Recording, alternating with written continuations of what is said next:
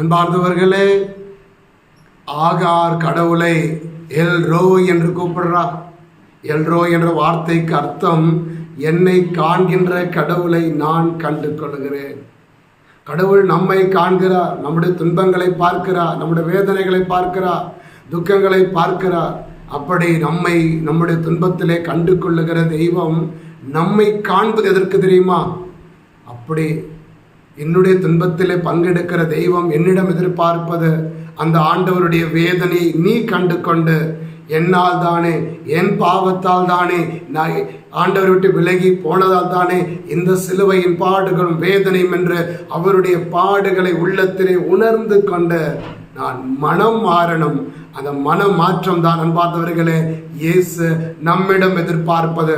அவர் நம்மை காண்பதும் நாம் அவரை காண வேண்டியதும் நம்முடைய மன மாற்றத்திற்காகத்தான்.